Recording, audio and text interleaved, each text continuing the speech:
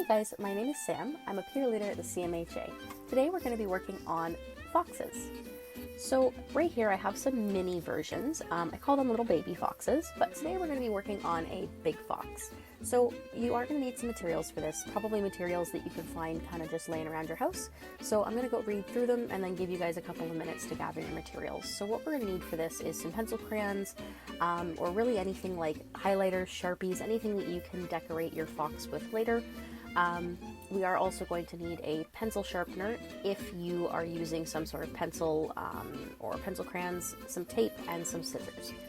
So you're also going to need some paper for this task, and if you don't have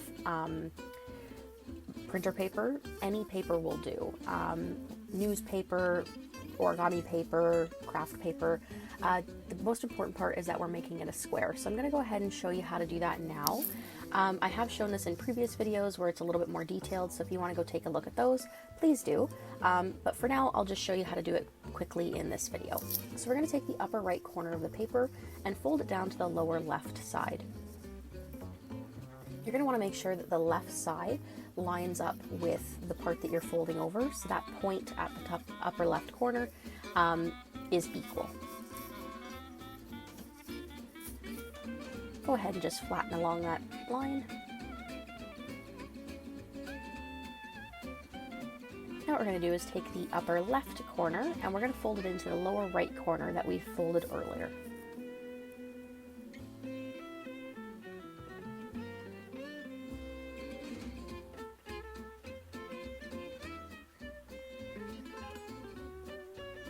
Now it is okay if this isn't lined up perfectly, but do try your best. The more accurate you are with it, the better square you're going to have.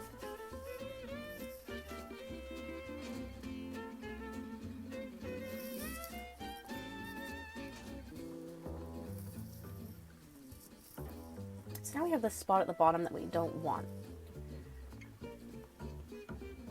So what we're going to do is we're going to fold the triangle down to the table, and we're going to fold the triangle back onto that flap. So that way you have a full triangle, and make sure that you crease that line down really well, because that's going to be your guide on where to trim off later.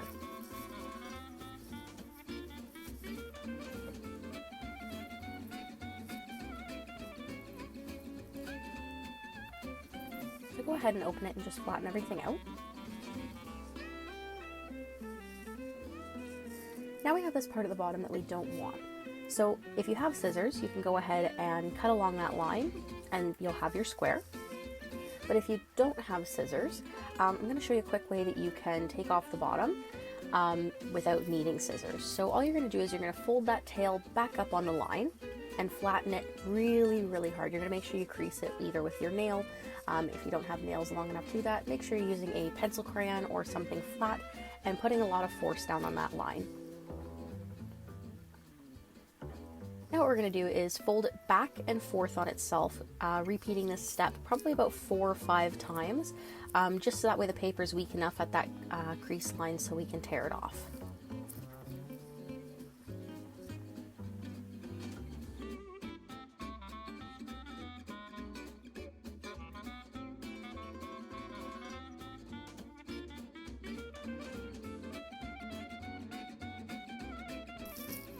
So what we're going to do is place our left hand firmly down on the larger portion of the paper, and we're just going to tear the strip off the right hand side very gently.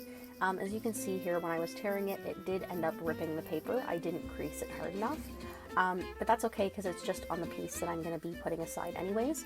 So just go ahead and tear that really gently all the way down to the bottom, and now you're going to be left with your square.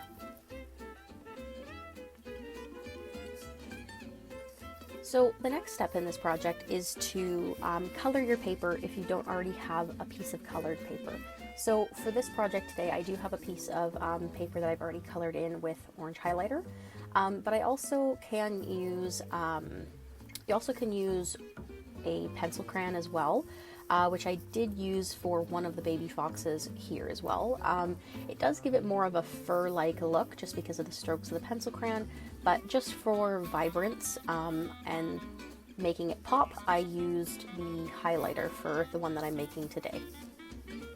It's definitely up to you though on how you decorate it. So I'm just going to swap out these papers here, and now we're going to get ready to fold.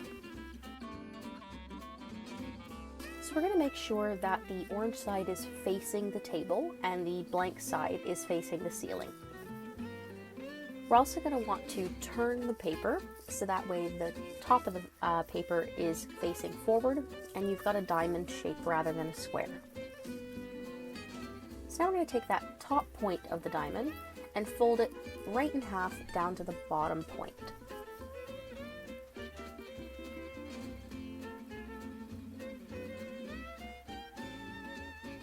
Try your best to keep it lined up, but no big deal if you're a little bit off. Once ahead, go ahead and fold down those lines.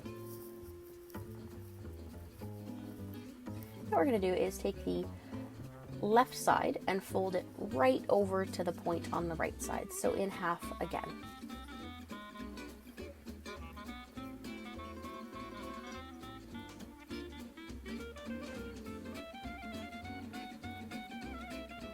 Now we're going to open it back up and we're going to fold the ears now.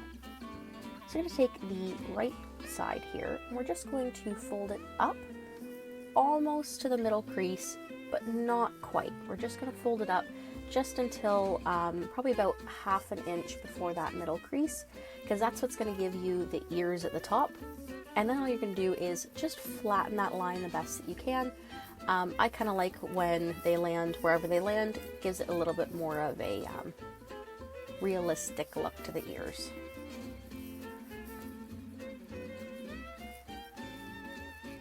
We're going to do the exact same thing with the left side.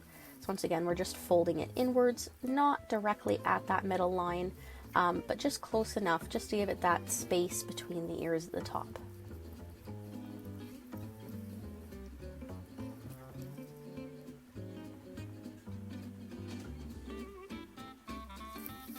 Now what we're going to do is flip the fox over, and we've got the ears and the face. So pretty much right now we are done our folding. All we have to do is draw on the eyes and the nose.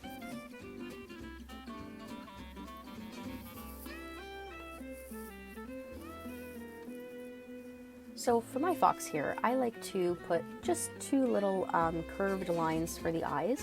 I think it gives it a cheery, relaxed look.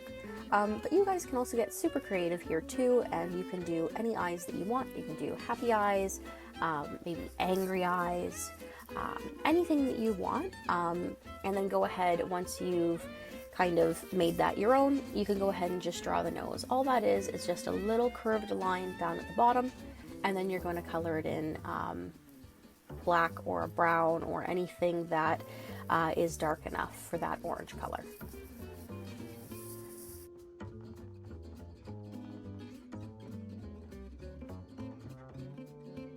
So now we're going to move up to the ears on the fox, and all you're going to do is just do a couple little tick lines at the very, very top of the ear. I usually start out with just 2 or 3 of them and then fill them in with little ones in behind, just to give the tip of the ears a little bit of that furry look.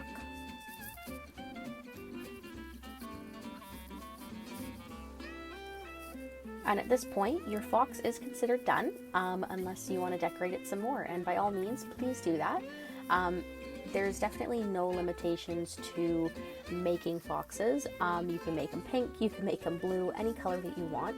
I do also here have a other copy as well. I went ahead and drew a couple whiskers on them. It's just a couple dots and some lines, so you can get creative with them.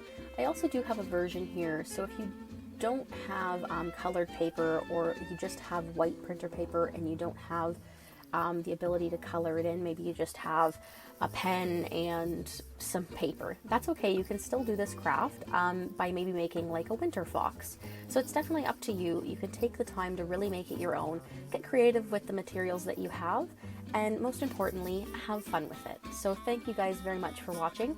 I hope you enjoyed, and I hope to see you again very soon.